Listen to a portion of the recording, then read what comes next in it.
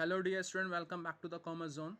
आज मैं आपके सामने इंटरेस्ट ऑन ड्राइंग की वीडियो लेकर आया हूँ। आज हम क्या सीखेंगे कि किस तरीके से ड्राइंग पर इंटरेस्ट कैलकुलेट किया जाता है।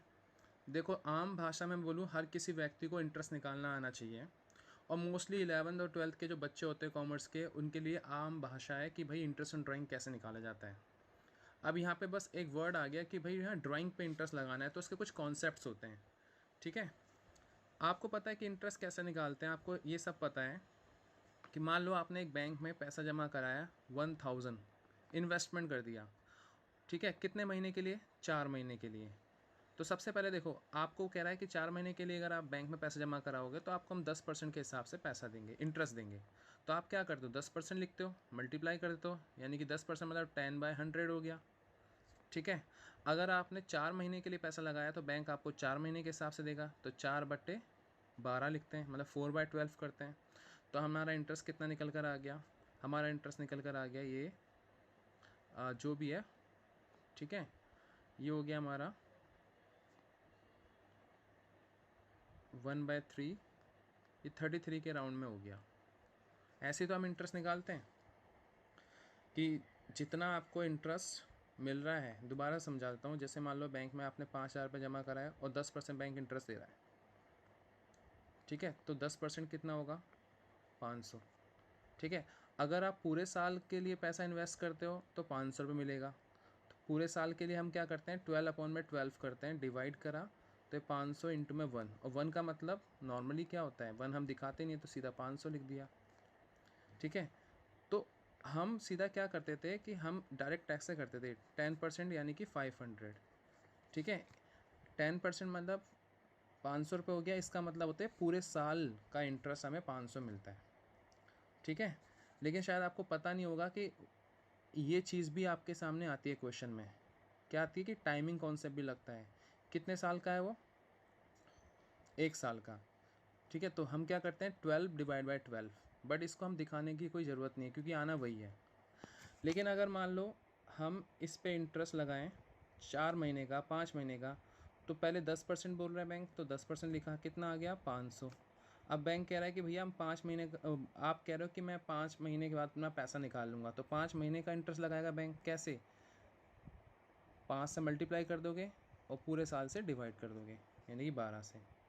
ठीक है, अगर यही चीज़ अगर आप डेज़ में निकालोगे तो 500 इंटू में जितने दिन के लिए आपने पैसा लगाया ऊपर डेज़ आ जाएंगे, और 1 साल में कितने डेज़ होते हैं? 365, उससे डिवाइड कर दोगे। ठीक है, यही कॉन्सेप्ट चलता आ रहा है इंटरेस्ट का। ठीक है, तो आप बोलोगे सर ये तो सिंपल सा कॉन्सेप्ट है, फिर इसमें क्या नई चीज़ है? नई चीज़ है तभी इस कॉन्सेप्ट को हमने इम्पॉर्टेंट समझा। तो इसमें कुछ ऐसी चीज़ें हैं जो इंटरेस्ट ऑन ड्राइंग जो हम निकालते हैं, वो थोड़ा सा कॉन्सेप्ट में कुछ ऐसी चीज़ें मिलेंगी जो आपने शायद पहले नहीं पढ़ी होगी, इसलिए इसका थोड़ा अलग से हम इसका बेस लेके चलते हैं, इसको अलग अलग से करते हैं हम। तो देखो, एक कॉन्सेप्ट मैं समझाता हूँ। ये कॉन्सेप्ट इंटरेस्ट ऑन ड्राइंग के साथ साथ किसी भी चीज़ के ऊपर इंटरेस्ट निकालना है, सेम वही कॉन्सेप्ट चलता आ रहा है। चाहे आप इंटरेस्ट ऑन ड्राइंग निकालो या इंटरेस्ट ऑन लोन निकालो, ठीक है, या एफडी पे इंटरेस्ट निकालो, ठीक है, तो सबका एक ही सेम ही फॉर्मेट चलता है, एक ही फॉर्मूला लगता है। बट क्योंकि इंटरेस्ट ऑन ड्राइंग है, इस पे एक स्पेसिफिक कॉन्सेप्ट है, तो मैं इसके बारे में आपको समझा देता हूँ। देखो,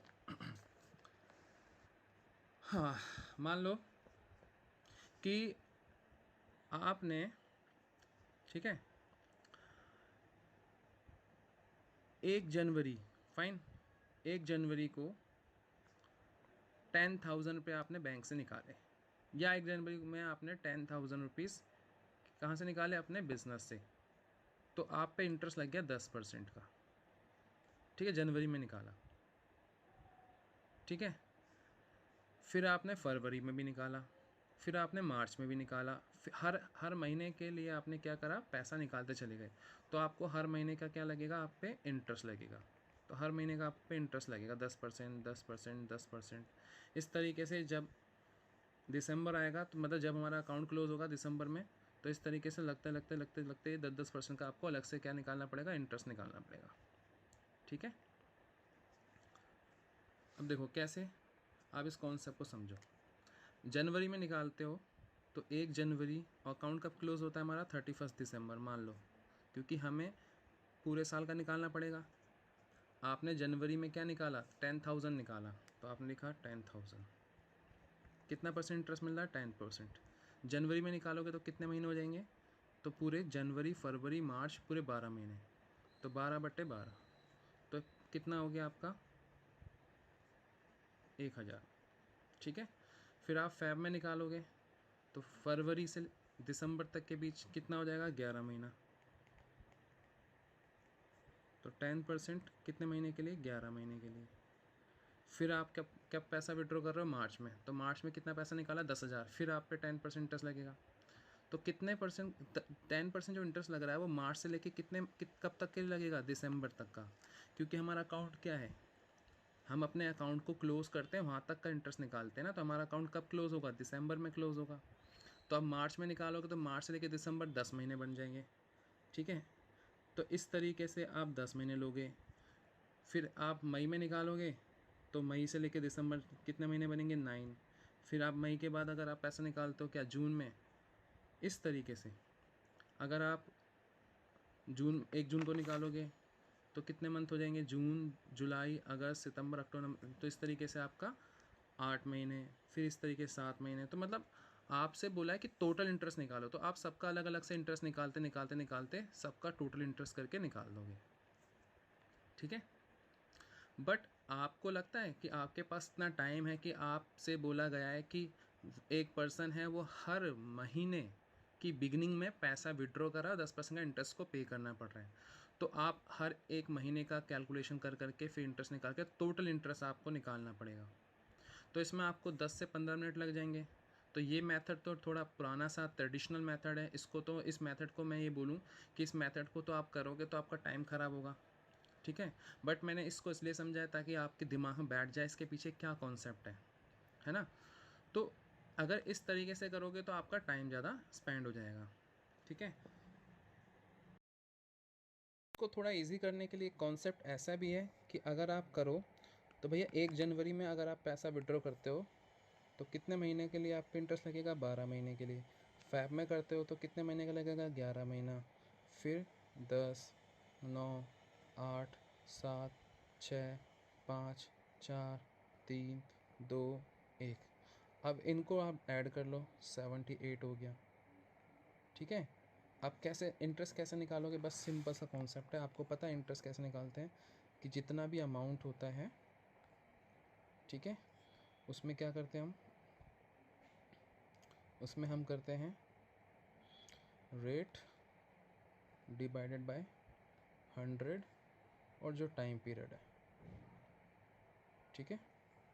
अब हम ऐसे कर सकते हैं कि हमने कितना पैसा विड्रॉ किया, 10,000।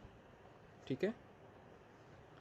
78 डिवाइड बाय 12, उसको डिवाइड करोगे तो मैं ऐसे लिख सकता हूँ 6.5।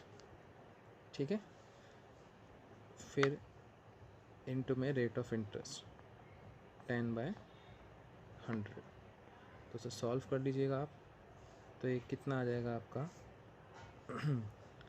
6500।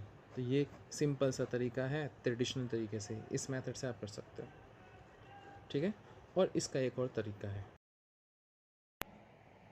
अमाउंट इनटू में 6.5 डिवाइड बाय 12 इनटू में रेट बाय 100। ठीक है। तो ये कॉन्सेप्ट आपका हो गया। अच्छा, इसी कॉन्सेप्ट को मैं एक और तरीके से आपको समझाऊंगा जो आपको बिल्कुल एक सिंपल सा लगेगा। देखो, अगर ये जो फॉर्मूला क्या है, अगर आप विड्रॉ कर रहे हो पैसा, ठीक है, अगर आप पैसा विड्रॉ कर रहे हो इक्वल, ठीक है, और जो टाइम का जो सीक्वेंस है वो भी क्या है, इक्वल इंटरवल है। मतलब जो आप पैसा विड्रॉ कर रहे हो उनके बीच का गैप भी इक्वल हो और जो टाइम है उसका गैप भी इक्वल हो। यानी कि यहाँ देखो, यहाँ जो गैप है सबका इक्वल ही है, डिफरेंस निकालो तो 0 0 का, एक ही सीक्वेंस में पैसा आप निकाल रहे हो, एक ही इंटरवल में निकाल रहे हो। मतलब ये नहीं है कि यहाँ 10,000 निकाल रहा हूँ फिर कभी 30,000 निकाल रहा हूँ कभी 70,000, मतलब एक ही सीक्वेंस में पैसा आप विड्रॉ कर रहे हो और टाइम पीरियड भी मेरा एक ही सीक्वेंस में चल रहा है, हर एक महीने में आप पैसा निकाल रहे हो। तो आप क्या करो, एक नया कॉन्सेप्ट से समझो। क्या करना है कि जो ऊपर वाला टाइम पीरियड है और जो लास्ट वाला टाइम पीरियड है, कितना था 1, ठीक है, इन दोनों को आप ऐड कर दो।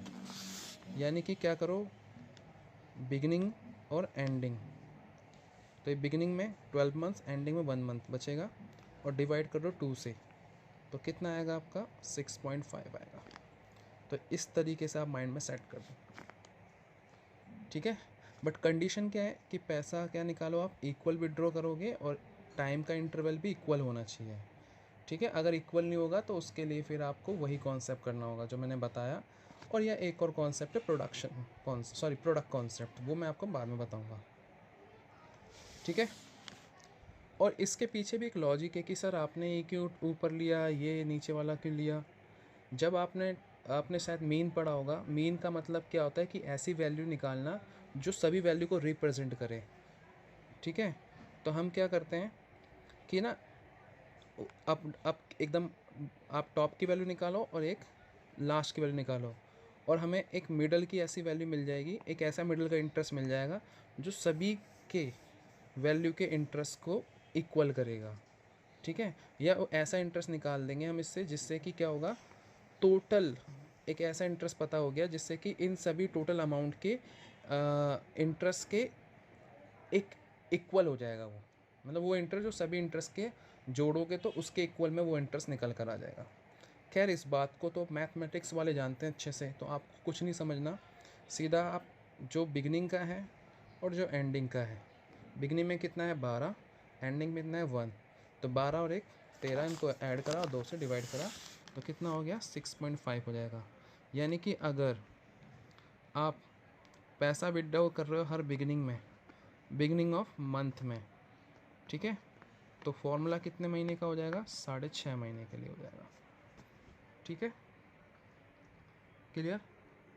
अच्छा, अब यही कॉन्सेप्ट अगर मैं आपसे बोलूँ कि आप पैसा बिगिनिंग में निकालते हैं, पैसा आप एंडिंग में निकालते हो, एंड ऑफ द मंथ निकालते हो, एंड ऑफ द मंथ, तो क्या होगा फॉर्मूला, ठीक है। एक मिनट,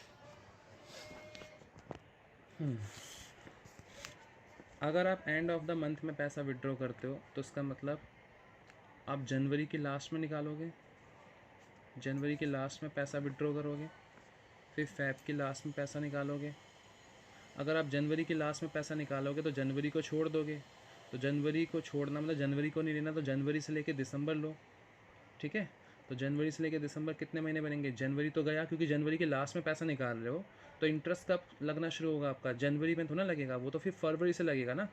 तो फरवरी मार्च अप्रैल मई से दिसंबर तक काउंट करो तो 11 महीने, ठीक है।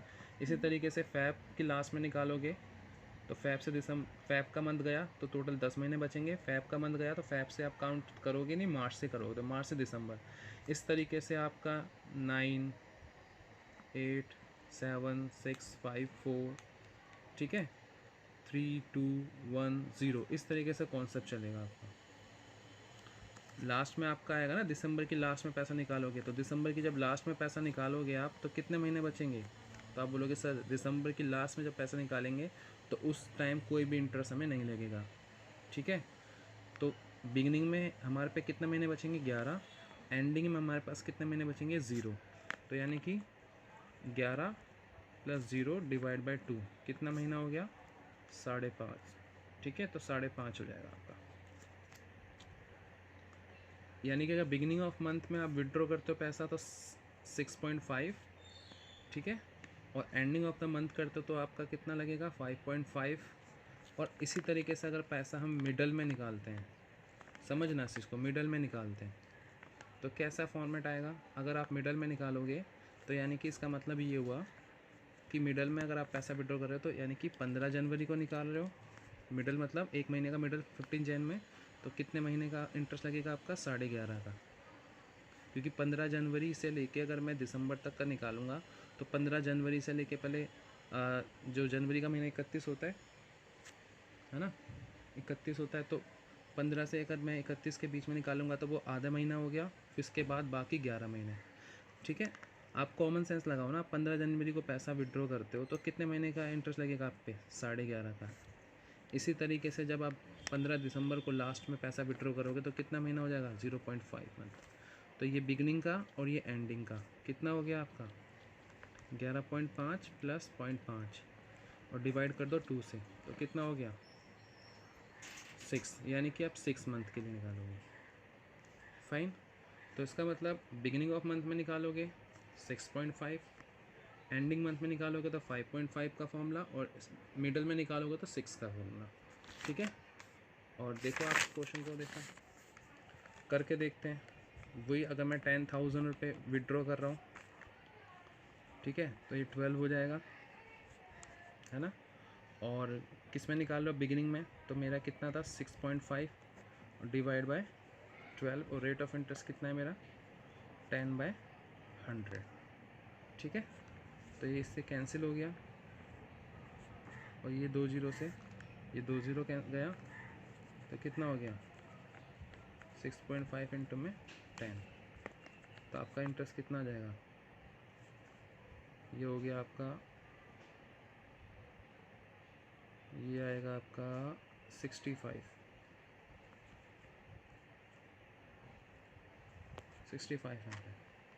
ठीक है, और अगर मैं इसको एंडिंग में करूं तो कितना आएगा?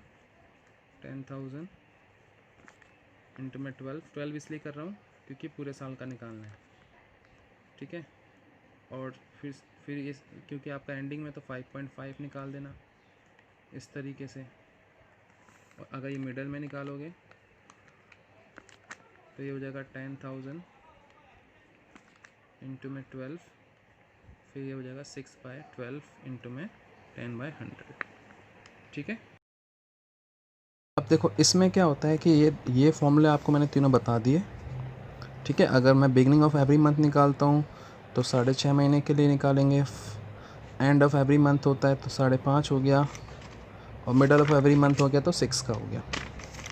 अगर मान लो मैं हर महीने ना निकाल के लिखूँ सिर्फ मैं 6 मंथ के लिए निकालता हूँ, मतलब beginning of every month for 6 month, मतलब 6 महीने के लिए मैं विड्रॉ कर रहा हूँ पैसे पर बिगिनिंग से। तो हम क्या करेंगे, अगर मैं बिगिनिंग ऑफ एवरी मंथ में निकाल रहा था पूरे साल के लिए तो 6.5 आ रहा था, तो मैं beginning of every month for 6 month के लिए निकालूंगा, तो इसका जो 6 का है ना, 6 का हाफ कर देना यहाँ पे 3, बाकी सारा सेम रहेगा। ऐसे एंड ऑफ एवरी मंथ पूरे साल के लिए निकाल रहा था तो 5.5, और end of every month for 6 months के लिए निकालूंगा तो मैं इस 5 का इसका हाफ कर दूंगा 2.5, और अगर मिडल का निकालूंगा तो यहाँ 6 है तो फिर इसका हाफ 6 का कर देना, कितना आ जाएगा? 3। तो ये सिंपल सा कॉन्सेप्ट है, इसको लॉजिकली समझना है वो भी मैं समझा दूंगा। ठीक है, अच्छा अब ये मैं इसको आपको ये कॉन्सेप्ट मैंने आपको इतना कॉन्सेप्ट करा दिया, एक रह गया बस, मैं क्वार्टरली मैं आपको नेक्स्ट क्लास में कराऊंगा, और थोड़ा सा और टाइम मिला तो मैं कुछ क्वेश्चन करूँगा। ठीक है, थैंक यू सो मच, आज के लिए इतना ही।